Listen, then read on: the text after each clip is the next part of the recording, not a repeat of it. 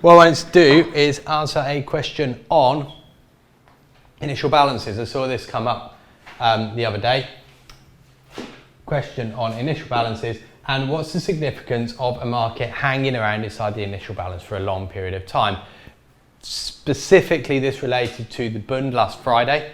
So we're going to have a look at that. We're going to have a look at some of the elements, so the other things that you need to consider. Right. Just so everyone knows the time frame that we're looking at, Bund initial balance is the period of trade just before the cash opens from what was historically the Eurex opens. So 7 a.m. to 8 a.m. GMT. This is where if you're looking even at an all sessions Bund chart, the volume starts to increase from 7, 8 o'clock, the volume significantly increases as cash market opens. The idea here is this sets the tone for the day. If people have business to do, they will get it done early on in the day, and that will create movement.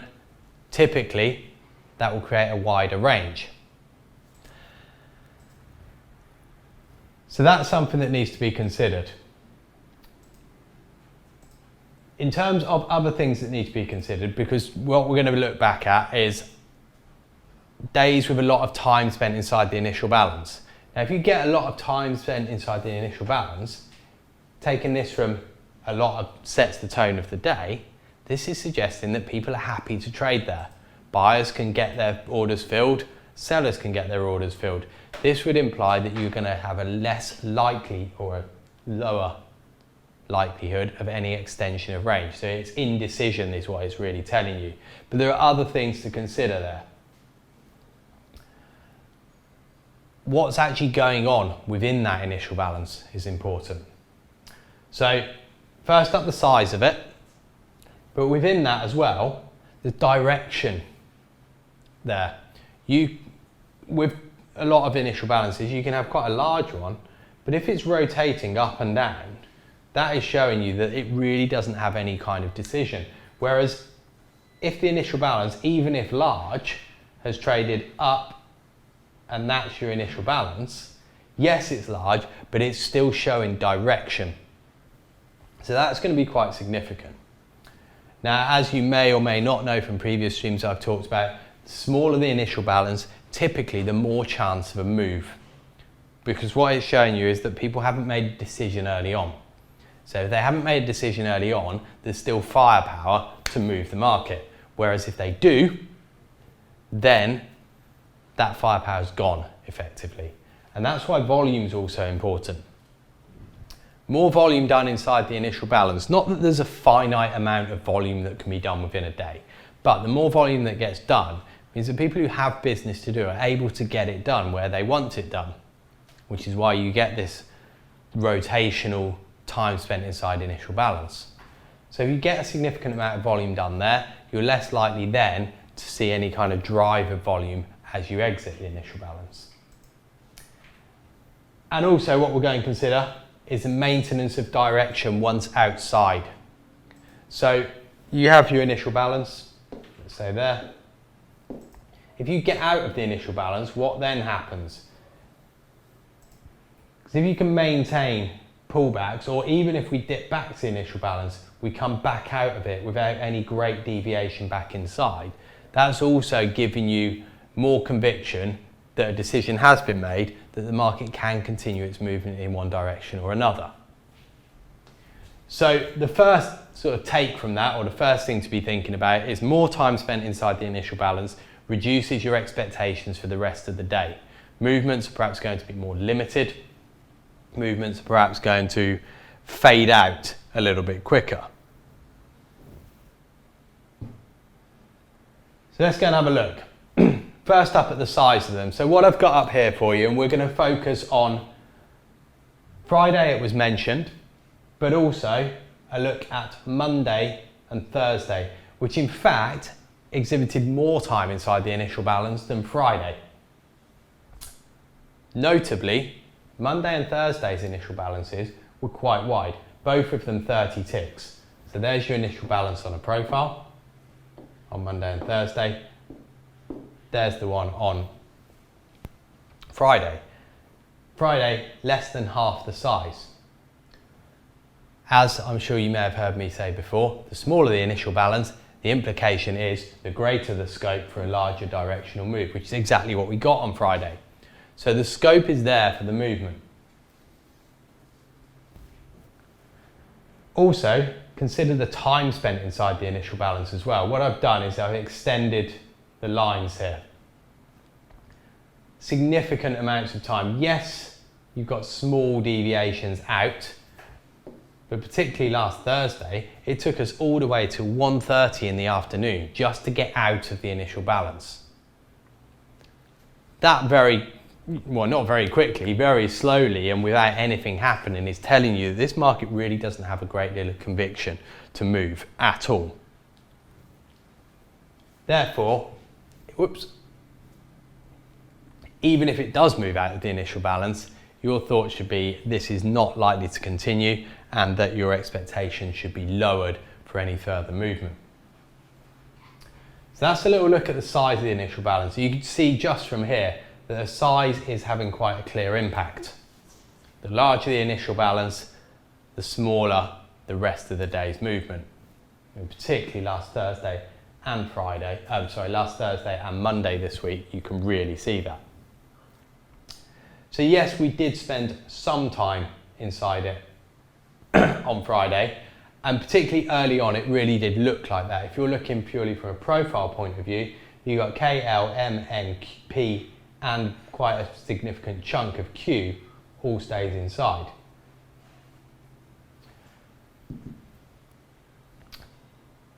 Now let's go and have a look at the volume. Let's go and have a look at the volume inside these as well. This is also quite significant. And it's a slightly counterintuitive idea here, but the larger the volume inside the initial balance implies that more business has been done, less likelihood of moving out of that area. If you want to buy a significant amount and you can get it done in here, let's say, well, you're going to do it. That increases volume. Whereas when not a great deal of volume has been done, markets got greater scope to move. So we see this on Friday. If you look at the volume, so this blue line, I talked about this last week, is your average volume. And you see here, barely even touching the blue line. Small initial balance, directional move. Whereas both Monday, getting above the blue line, Thursday, notably above the blue line, and we don't get any further movement. Whereas the Wednesday and Tuesday before struggled to reach the blue line. You can see these obvious little gaps below the line, and both of them moved. So the volume's quite significant. You almost have to look at it from the point of view that the more volume done, and like I say, there's not a finite amount that can be done on a day, but the more volume done, the less volume is left to be done for the day, so the less likelihood of continued moves. People have been able to get that volume done. So that's another consideration on whether you're going to sit and stick inside that initial balance or not. And like I say, one of the important things is not just the will it or won't it stick inside. That's a hard thing to predict. But having spent time inside, it's then a lot easier to lower your expectations and, to a degree, predict that any move out is going to be it's going to be shorter lived and is going to be limited in the scope of direction. Right, so let's go and have a little look at each of these individually and see where there's some trade opportunities. So we'll start off with the Thursday one. Context helps here as well. We've had 2 days of indecision. So from a profile point of view, what we've done, opened, test down, close at the highs. That's quite a strong looking day. Now on the back of that, we've then opened, tried it up, closed back down. So the buying strength here, completely negated. On the back of closing lower, we then open and trade straight back up. Inside day, but take a lot of the trade back. So indecision there, 3 days, market's done decent ranges, but doesn't really know what it wants to do.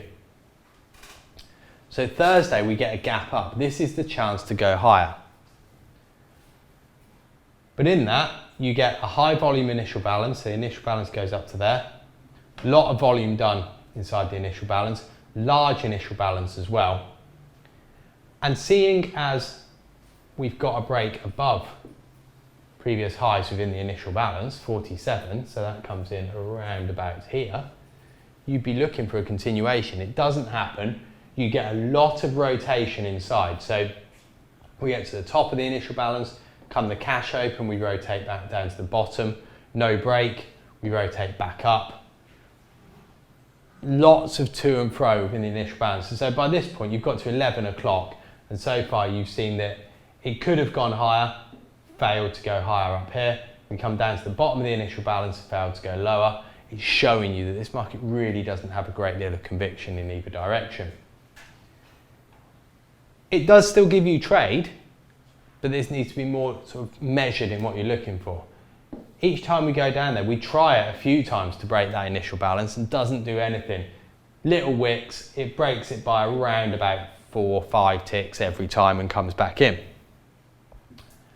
This then does open up a trade later on in the day that everyone who's short trying to play for the breakdown, to move back down here perhaps, doesn't get paid and you get this small wash higher.